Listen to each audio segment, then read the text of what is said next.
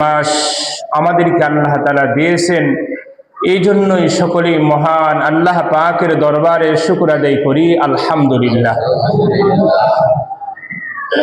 আসলে রজব মাস যখন আসে তখন রমজানের ঘ্রাণ শুরু হয়ে যায়।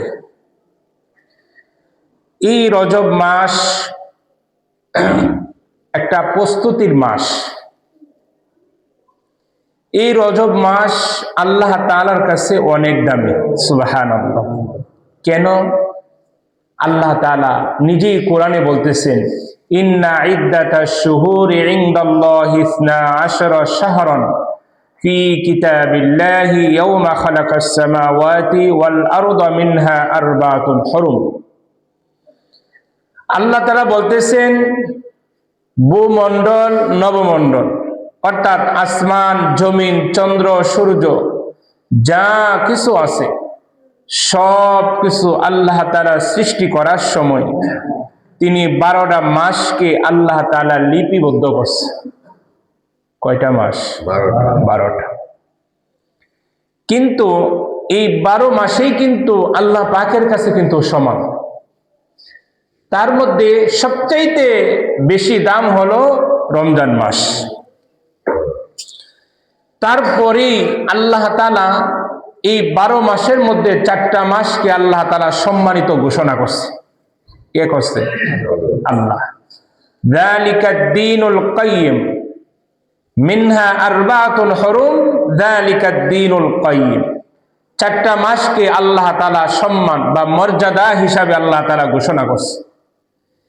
এই 4টা মাস কোন মাস? তার মধ্যে 3টা মাস হলো একসাথে, যুলকাদা, যুলহিজ্জাহ, মুহররম। এই 3টা মাস হলো একসাথে, আরেকটা মাস হলো রজব মাস। এই 4টা মাস হলো আল্লাহ তাআলার কাছে অনেক দামি। এই রজব মাস এত দামি হওয়ার কারণটা কি? আল্লাহ তাআলা নিজে কেন বললেন 12টা মাসের মধ্যে 4টা মাস আল্লাহ তাআলার কাছে অনেক দামি? কারণটা কি? কারণ হলো এই রজব মাস হলো বীজ রোপণের মাস। বান্দা রজব মাসে বীজ রোপণ করবে, শাবান মাসে ওই গাছ পরিচর্যা করবে, রমজানে ওই গাছের ফল সে ভক্ষণ করবে। সুবহানাল্লাহ। এই রজব মাস যখন আসতো তখন আল্লাহ রাসূল সাল্লাল্লাহু আলাইহি ওয়াসাল্লাম তিনি একটা দোয়া বেশি বেশি পড়তেন, আল্লাহুম্মা বারিক লানা ফি রজব ওয়া শাবান ওয়া বাল্লিগনা রমাদান। এই দোয়া রাসূল সাল্লাল্লাহু আলাইহি ওয়াসাল্লাম বেশি পড়তেন। কারণটা কি? বলতে, হে আল্লাহ, আল্লাহুম্মা বারিক লানা ফি রজব ওয়া শাবান, আয় আল্লাহ তুমি রজব এবং শাবানের কল্যাণ বারাকাত আমাদেরকে দান করো, ওয়া বাল্লিগনা রমাদান, এবং রমজান পর্যন্ত আমাদেরকে হায়াতে পৌঁছায় দাও। সুবহানাল্লাহ। এই রজব মাস ইতিহাস আপনার জানা। এই রজব মাসে আল্লাহ রাসূল সাল্লাল্লাহু আলাইহি ওয়াসাল্লাম কিন্তু মেরাজে গেছেন। কইতে গেছেন মেরাজ? মসজিদুল আকসা। এই মসজিদে কোন জায়গায় কেউ বলতে পারবেন? ফিলিস্তিন। মাশাআল্লাহ। আল্লাহ তাআলা নিজে বলেন, সুবহানাল্লাযী আসরা বিআবদিহি লাইলাম মিনাল মাসজিদিল হারাম ইলাল মাসজিদিল আকসাল্লাযী বারাকনা হাওলাহু লিনুরিয়াহু মিন আয়াতিনা। এই রজব মাসে আমাদের নবী মুহাম্মদুর রাসূলুল্লাহ সাল্লাল্লাহু আলাইহি ওয়াসাল্লামকে আল্লাহ তাআলা মেরাজে নিছে। ইতিহাস জানা আছে, আজকে বলবো না। কিন্তু আল্লাহ তাআলার সাথে সাক্ষাৎ হয়েছে। কিন্তু নবীজি আসার সময় উম্মতে মুহাম্মাদীদেরকে কিছু উপহার দিয়ে দিছে। বলেন না সুবহানাল্লাহ। উম্মতে মুহাম্মাদীদেরকে কি উপহার দিছে? হাদিসের মধ্যে 3টা বিষয় উল্লেখ আছে। আর রজবের ফজিলত রজব মাসে আমরা কি করব এই ব্যাপারে রাসূল সাল্লাল্লাহু আলাইহি ওয়াসাল্লাম 4টা ফজিলতের কথা উল্লেখ করছেন। তাহলে আমরা কয়টা বিষয় পাইলাম? রজবের 4টা ফজিলত এবং রাসূল সাল্লাল্লাহু আলাইহি ওয়াসাল্লাম মেরাজ থেকে আল্লাহ তাআলার সাথে সাক্ষাতের পর দুনিয়াতে আগমন করছে উম্মতে মুহাম্মাদের জন্য আল্লাহ তাআলা 3টা জিনিস দিয়ে দিয়েছে, 4 আর 3 7, ওই 7 বিষয়ে আজকে আলোচনা। মুহতারাম হাজিরিন, সর্বপ্রথম আমরা জেনে নেই রজবের ফজিলত কি। এই রজব মাসে আমরা কি করব? নবী করিম সাল্লাল্লাহু আলাইহি ওয়াসাল্লাম বলেন, রজবের প্রথম নম্বর আমল হলো তোমরা বেশি বেশি তাওবা পড়ো। বেশি বেশি কি করা? তাওবা। তাওবা কেন? প্রথম নম্বর তাওবা কেন আসলো? এর জন্যই রজব মাস হলো আল্লাহ পাকের একটা সম্মানিত মাস। এই রজব মাসে তোমরা বীজ রোপণ করো, তাওবার বেশি বেশি তোমরা করো। কেন? তাওবার দ্বারা আল্লাহ তাআলা তোমাদের গুনাহ আল্লাহ তাআলা মাফ করে দিবে। যেরকম ঘরে যদি আগুন লাগে, লাগার পর ওই ঘরে কি কোনো কিছু থাকে না। ঠিক তদ্রূপ বান্দা যত গুনাহ করুক, ওই বান্দা যদি খালেস নিয়তে যদি তওবা করে আল্লাহ তাআলা মাফ করে দিবে। সুবহানাল্লাহ। তওবার কথা আসলো কেন? আল্লাহ তাআলা বলতেছেন, বান্দা বান্দি বাকি 11 মাস তারা গুনাহের কাজে লিপ্ত হয়ে যায়। ওই গুনাহের কাজ থেকে তারা পরিত্রাণ পাওয়ার জন্য আল্লাহ তাআলা বলছেন তোমরা রজব মাসে বেশি বেশি তাওবা করো। কেন? আল্লাহ তাআলা রজব মাসকে আল্লাহ তাআলা সম্মানিত মাস ঘোষণা করছে। কেন?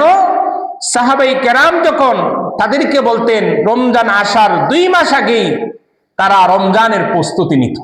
রমজানের কি নিত? প্রস্তুতি নিত। যেরকম বোঝার জন্য বলি, এখন যদি আমি আগামীকাল যদি নিয়ত করি আমি হজে যাব, তাহলে কি আমি যাইতে পারবো? বলেন, সম্ভব না। কেন? হজের যাওয়ার জন্য কিছু বৈশিষ্ট্য আছে। তার মধ্যে একটা হলো আমাকে পাসপোর্ট করতে হবে, তারপর টাকা জমা দিতে হবে, তারপর অনেক কিছু কাজকর্ম আছে। করার পর কিন্তু আমাকে হজে যাইতে হবে না। আজকে নিয়ত করলাম কালকে যেতে পারবো? নামাজ পড়ার জন্য কিছু শর্ত আছে। নামাজের আগে আমাকে পাক পবিত্র জানতে হবে, নামাজের বিধিবিধান জানা থাকতে হবে। রমজানের রোজা রাখতে গেলেই রাখতে পারবো না, কেন? রমজানের রোজা শর্ত আছে। যাকাত আমি আগামীকাল দিতে পারবো না, কেন? এটা বাৎসরিক হিসাব। ঠিক তদ্রূপ আল্লাহ তাআলা নিজে বলছেন তোমরা রমজানের প্রস্তুতির জন্য আমি আল্লাহ তাআলা সামনে আরো 2টা মাস তোমাদেরকে দিয়েছি। এই 2টা মাস হলো রজব এবং শাবান মাস। তোমরা রজবে তোমরা কি করো? বীজ রোপণ করো। অন্য মাসে তোমরা যেভাবে আমলটা তোমরা করতে, এই মাসে অন্য মাসের তুলনায় আমলটাকে তোমরা বাড়িয়ে দাও। অন্য মাসে 5 ওয়াক্ত নামাজ পড়তে, এই মাসে 5 ওয়াক্ত নামাজ তোমরা গুরুত্ব সহকারে আদায় করো। অন্য মাসে তোমরা গুনাহ পরিত্রাণ করতে, এই মাসে তোমরা দৃঢ় ইয়াকিনভাবে দৃঢ় বিশ্বাসভাবে তোমরা গুনাহ পরিহার করো। কেন? এই মাস আল্লাহ তাআলার কাছে সম্মানিত একটা মাস। ওই মাসে বান্দা যখন নেক আমল করবে বান্দাকে দ্বিগুণ সওয়াব দিবে। ঠিক তদ্রূপ বান্দা যখন বদ আমল করবে বান্দাকে দ্বিগুণ কিন্তু গুনাহ দিবে আল্লাহ। এই জন্য আল্লাহ বলছে যালিকা দ্বীনুল কাইয়্যিম, আমি 12 মাসের মধ্যে 4টা মাস সম্মানিত ঘোষণা করেছি। তার মধ্যে একটা মাস হলো রজব মাস। এই রজব মাসের 4টা আমল বেশি বেশি করার জন্য রাসূল সাল্লাল্লাহু আলাইহি ওয়াসাল্লাম বলেছেন। তার মধ্যে 1 নম্বর আমল হলো তওবা করা, বেশি বেশি তওবা করা। 2 নম্বর আমল হলো নফল নামাজ পড়া। ফরজের পাশাপাশি নফল নামাজের পাবন্দি বেশি হওয়া। কেন? সামনে রমজান আসতেছে, তোমরা তাহাজ্জুদের অভ্যাস করো, তাহাজ্জুদের অভ্যাস করো। বাকি 11 মাস তো চলে গেছে, তোমরা রজব মাসে তাহাজ্জুদের অভ্যাস করো, নফল নামাজের অভ্যাস করো, ইশরাকের অভ্যাস করো, আওয়াবিন নামাজের অভ্যাস করো। চাষতের নামাজের অভ্যাস করো, তোমরা সালাতুত তাসবিহ নামাজের অভ্যাস করো, নফল নামাজে তোমরা পাবন্দী হও। কেন? তোমাদের আমলের মাস আসতেছে, জান্নাত খরিদ করার মাস আসতেছে, আল্লাহ পাক নিজে দিবে, ওই মাসটার জন্য তোমরা প্রস্তুতি গ্রহণ করো।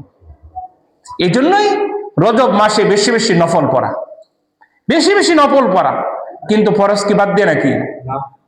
এক বেটা একটা বয়ান শুনছে, পাগড়ি বিন্দে নামাজ পড়লে নামাজ সব বেশি, পাগড়ি পরে নামাজ পড়লে নামাজ কি সব বেশি, কিন্তু শত টাকাও তো ফরজ, ঠিক না? আচ্ছা, সুন্নতের দাম বেশি না ফরজের দাম বেশি? ফরজের দাম বেশি না? একদিন সে নামাজে গেছে, চিন্তা করতেছে, হাই হুজুরের জবানতে তো শুনছি পাগড়ি পরা সুন্নত, পাগড়ি পরে নামাজ পড়লে কি হইব? সব বেশি হইব। হ্যাঁ, চিন্তা করছে, কিন্তু সব যত বেশি, পরানো লুঙ্গি ছিল, লুঙ্গি পরে পাগড়ি বেঁধেছে।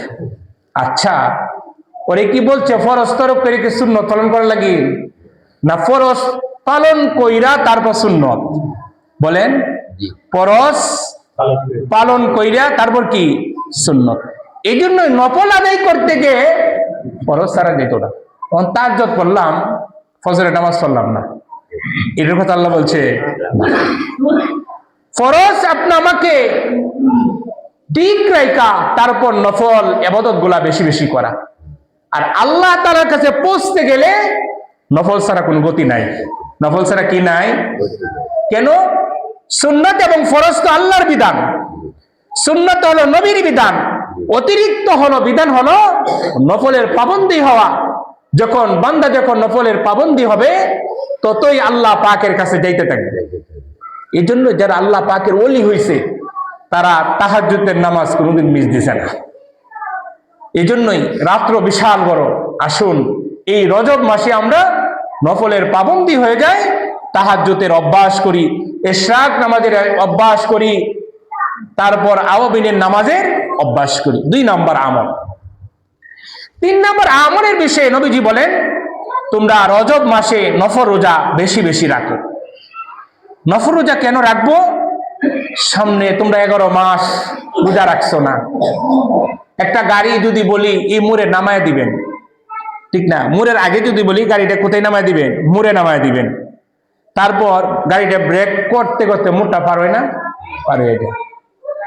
এই জন্য আল্লাহ বলছেন, রমজানে তুমি যদি নিয়ত করো রমজানে রোজা রাখবো, বাকি 11 মাস তো তুমি রাখছো না, কিন্তু রমজানের প্রথম দিন রোজা রাখার দ্বারাই তুমি তো কাহিল হয়ে যাবে, হাই কি বড় দিন, কষ্ট হইতেছে। এর জন্য ব্রেকটা আগে থেকে প্রস্তুতির জন্য রাসূল বলছে, তোমরা রজব মাসে রোজা বেশি বেশি রাখো। কেন? রমজানে যাতে তোমাদের কি হয়? অভ্যাস যাতে গড়ে ওঠে। তোমরা রজব মাসে অভ্যাস করে তোলো, নফল রোজা তোমরা মাঝে মধ্যে রাখো, যাতে রমজানে যাতে রোজা রাখতে যাতে কষ্ট যাতে না হয়। দেখবেন অনেক রোজাদার আছে, রোজা রাখার পর বিকেলবেলা হলেই বলবে, ইস আজকে কাহিল হয়ে গেছে শরীরটা, বলে কিনা? আজকে রোজাটা গরমটা বেশি, বলে কিনা? তাহলে রোজা মাকরুহ হবে। রোজা কি হবে? মাকরুহ হবে। এই জন্যই রোজা যাতে এরকম যাতে না হয়, প্রস্তুতির জন্যই আল্লাহ তাআলা রমজানের 2 মাস আগেই আল্লাহ তাআলা নিজে বলতেছে, তোমরা রমজানের প্রস্তুতি তোমরা রজব মাসে নাও। এটা 3 নম্বর আমল। 4 নম্বর আমল হলো তোমরা সাদাকা বেশি বেশি করো, মানে দান কেরাত। কেন দান কেরাত? তো রমজান তো সামনে, 1 টাকা করলে 70 টাকা। তো রজব কেন বললেন? রজব বলার উদ্দেশ্য হলো, এখন যদি অভ্যাস করো, এখন কি করো? অভ্যাস যদি করো, রমজানে তোমরা ডাবল করতে পারবে। রমজানে কি করতে পারবে? ডাবল। আর এখন যদি অভ্যাস যদি না করো, সামনে যে বাড়ি যাইবো, আচ্ছা দেমনে রমজানও, রমজান যখন হইব, আচ্ছা যাকবা, এগুলা হবে না? এগুলো কিন্তু হয়ে যাবে। এই জন্যই রাসূল বলছে, রজব মাসে তোমরা সদকা বেশি বেশি, দান বেশি বেশি করো। আর দান বেশি বেশি করলে লাভটা কি? আল্লাহ তাআলা অন্য আয়াতে আলোচনা বললেই লম্বা হয়ে যাবে। আল্লাহ বলছে 3 ব্যক্তিকে আল্লাহ তাআলা পছন্দ করে বেশি। বলেন না সুবহানাল্লাহ। এটা আলোচনা লম্বা, যাচ্ছি না, শুধু বলে দিতেছি। আল্লাহ তাআলা বলছে, যারা সচ্ছল অসচ্ছল অবস্থায় যারা আল্লাহর সন্তুষ্টির জন্য দান করবে, আল্লাহু ইউহিব্বুল মুহসিনিন, আল্লাহ তাআলা তাদেরকে বেশি ভালোবাসেন। এই জন্যই রজবে বেশি বেশি দান করা। তাহলে রজবে কয়টা আমল? 4টা আমল। বলেন সব, রজবে কয়টা আমল?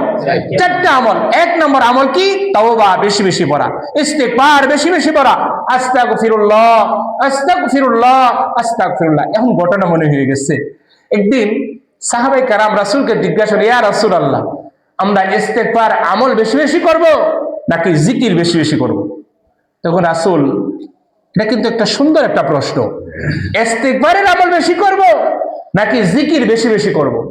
তখন রাসূল বললেন, হে সাহাবায়ে কেরাম, যদি তুমি চিন্তা করো তোমার মনের মধ্যে অসুস্থ, মনের মধ্যে অসুস্থ কি মানে তোমরা গুনাহের কাজে বেশি লিপ্ত হয়ে গেছো, তখন তোমরা ইস্তেগফারের আমল বেশি বেশি করো।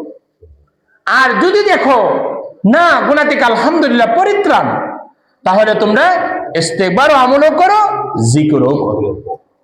তাহলে রজবে কয়টা আমল? 4টা আমল। 1 নাম্বার ইস্তেগফার বেশি বেশি পড়া, 2 নাম্বার হলো তোমরা কি করবে, 2 নম্বর হলো নফল রোজা বেশি বেশি রাখা, নফল রোজা বেশি বেশি রাখা। 3 নম্বর আমল হলো নফল ইবাদত গুলা বেশি বেশি করা। 4র্থ নম্বর আমল হলো তোমরা সাদাকা বেশি বেশি করা। এই রজবের 4টা আমল রাসূল বলে গেছে। তারপর রাসূল মেরাজ থেকে যে আমাদের কাছে আসলেন পৃথিবীর বুকে, লম্বা ইতিহাস সামনে হবে ইনশাআল্লাহ। 3টা বিষয় আমাদের জন্য আল্লাহ তাআলা এই রজব মাসে উম্মতে মুহাম্মাদীকে 3টা বিষয় দিয়ে গেছে। এই 3টা বিষয় রজবে কিন্তু লাস্টে বলার প্রয়োজন, কিন্তু আগেই বলে দিতেছি কেন, যাতে আমলটা যাতে করতে পারি, আমল যাতে করতে পারি। মুহতারাম হাজিরিন, ওই 3টা বিষয় উম্মতের জন্য আল্লাহ তাআলা কি হাদিয়া দিয়েছিল বন্ধুকে। যখন একটা মানুষ যখন আরেকটা মানুষের বাড়িতে যখন বেড়াইতে যায়, যখন বেয়ের বাড়িতে যখন বেড়াইতে যায় নতুন অবস্থায়, প্রাথমিক অবস্থায়, তাকে আমরা কি দিই? কাপড় চোপড় দিই কিনা, কিছু হাদিয়া দিই। কিন্তু রাসূল তার বন্ধুর বাড়িতে গেছে সাক্ষাতের জন্য, ওই বন্ধুকে তো দেই দিছে, কিন্তু বন্ধু তো বন্ধুর জন্য আনে নাই, বন্ধু তো আনছে উম্মতে মুহাম্মাদীর জন্য। এই 3টা বিষয় আল্লাহ তাআলা রাসূলকে দিয়ে দিয়েছেন উম্মতের জন্য। 3টা বিষয় কি? একটা হলো রাসূল সাল্লাল্লাহু আলাইহি ওয়াসাল্লামকে 50 ওয়াক্ত নামাজ আল্লাহ তাআলা তার হাবিবকে দিয়েছে। 50 ওয়াক্ত ইতিহাস সবার জানা, লাস্টে 5 ওয়াক্ত নামাজ উম্মতে মুহাম্মাদীকে আল্লাহ তাআলা দিয়ে দিয়েছে। কিন্তু রাসূল এই কথাটাও আল্লাহ তাআলাকে জিজ্ঞাসা করেছিল, আল্লাহ, আমার উম্মতকে তুমি 5 ওয়াক্ত নামাজ 50 ওয়াক্ত নামাজ তুমি কেটে দিয়ে 45 তুমি কমে দিয়ে 5 ওয়াক্ত নামাজ। বলতেছে, হে মুহাম্মদ, পেরেশানির কোনো কিছুই নাই। অন্য উম্মতদেরকে আমি 800 1200 1500 বছর আমি আল্লাহ তাআলা হায়াত দিছি, কিন্তু অন্য কোন নবীর উম্মতদেরকে আমি আল্লাহ তাআলা শবে বরাত দেই নাই, আমি লাইলাতুল কদর দেই নাই। তোমার উম্মতদেরকে আমি শবে বরাত দিয়ে দিলাম, তোমার উম্মতকে আমি লাইলাতুল কদর দিয়ে দিলাম। ও হাবিব, তোমার উম্মত যদি 5 ওয়াক্ত নামাজ যদি গুরুত্ব সহকারে যদি আদায় করে, আমি আল্লাহ তোমার উম্মতদেরকে 50 ওয়াক্ত নামাজের সওয়াব দিয়ে দিব। একটা উপহার উম্মতে মুহাম্মাদীর জন্য দিয়ে দিবেন। 2 নম্বর উপহার হলো সূরা বাকারার 2টা আয়াত, লাস্ট 2টি আয়াত, আমানার রাসূলু বিমা উনজিলা ইলাইহি মির রাব্বিহি ওয়াল মুমিনুন। সূরা বাকারার 2টা আয়াত উম্মতে মুহাম্মাদীর জন্য আল্লাহ তাআলা দিয়ে দিয়েছে। এই 2 আয়াত দেওয়ার কারণটা কি আমরা অনেকে জানি না, আজকে বলে দিতেছি, মনে রাখবেন। আমরা যখন কবর যখন কুদার পর লাশ যখন দাপন করি না, করার পর আমরা 4 কোণার মধ্যে 4টে কিন্তু কুটি গাড়ি করেন না আপনারা। তারপর 4 কোণার মধ্যে কি পড়েন? 4 কোণ, সূরা নাস, ফালাক, ইখলাস, কাফিরুন। এই 4টে পড়ি কিনা? 4টে পড়েন। আপনার এলাকা জানি কিনা পড়ে কিনা? আমাদের অঞ্চলে পড়ে। কিন্তু ওই 4 জিনিস কোন হাদিস কোন ফতোয়ার কিতাবে দেখাইতে পারবেন না, নাই। আছে কি? আছে হলো নবীজি বলছে, তোমার মৃত ব্যক্তিকে দাফন করার পর তার মাথার পাশে তুমি সূরা বাকারা শুরু করো, আলিফ লাম মিম থেকে শুরু কইরা উলাইকা আলা হুদাম মির রাব্বিহিম ওয়া উলাইকা হুমুল মুফলিহুন, এই আয়াতগুলা তোমরা মৃত ব্যক্তির মাথার পাশে পড়ো আর পায়ের দিকে তুমি দাঁড়ায়া সূরা বাকারার শেষ দুইটা আয়াত পড়ো। ওই দুই সূরা এক সূরা সামনে এবং পিছনে দুইটা যদি আমল যদি করো, আল্লাহ তাআলা মৃত ব্যক্তিকে মাফ করে দিবেন। সুবহানাল্লাহ। কিন্তু আমরা জানি না, আমরা কি সাইকুল পড়ি, কিন্তু রাসূল বলছে সূরা বাকারার লাস্ট দুইটা আয়াত মৃত ব্যক্তির পায়ের পাশ দিয়ে তোমরা দাঁড়িয়ে বলো। এটা মৃত ব্যক্তির জন্য ফজিলত, মৃত ব্যক্তি সবটা পাবে, কিন্তু সাইকুলে কি পাইতো না? সব পাইতো না। এই জন্যই আল্লাহ তাআলা মেরাজের রজনী থেকে উম্মতে মুহাম্মাদীরকে কয়টা আমল দিছে? 3টা। 1 নম্বর 5 ওয়াক্ত নামাজ, 2 নম্বর হলো সূরা বাকারার লাস্ট দুইটা আয়াত, আর 3 নম্বর আল্লাহ তাআলা বলছে মুশরিক ব্যতীত সমস্ত মানুষকে আল্লাহ তাআলা মাফের ঘোষণা করে দিয়েছে। মুশরিক কারা? লম্বা ইতিহাস যাচ্ছি না। তাহলে মুশরিক ব্যতীত সমস্ত মানুষকে আল্লাহ তাআলা মাফের ঘোষণা করছে। সে যদি কি করে? খালেস নিয়তে কি করে? তওবা করে। তাহলে বোঝা গেল নবীজির মেরাজের রজনীতে উম্মতে মুহাম্মাদীর জন্য কয়টা আমল নিয়ে আসছে? 3টা আমল নিয়ে আসছে। 1 নম্বর হলো 5 ওয়াক্ত নামাজ, 2 নম্বর হলো সূরা বাকারার শেষ দুইটা আয়াত, 3 নম্বর হলো মুশরিক ব্যতীত আল্লাহ তাআলা সমস্ত মানুষকে মাফের ঘোষণা করছে। আমরা আমল করার নিয়ত আছে তো ইনশাআল্লাহ?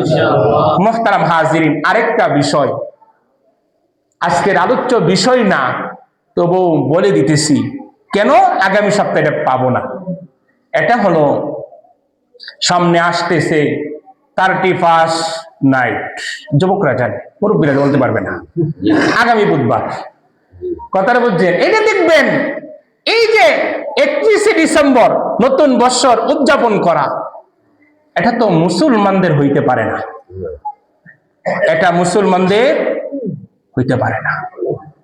কেন হইতে পারে না? এটা বিজাতিদের অনুসরণ। মুসলমানের সন্তান 31 নাইট তারা অনেক উদযাপন করে। হাই হতভাগা, তুমি চিন্তা করো না, হাই আমার 25 সালটা কিভাবে অতিক্রম করছে, আমার 26 সাল কিরকম হবে।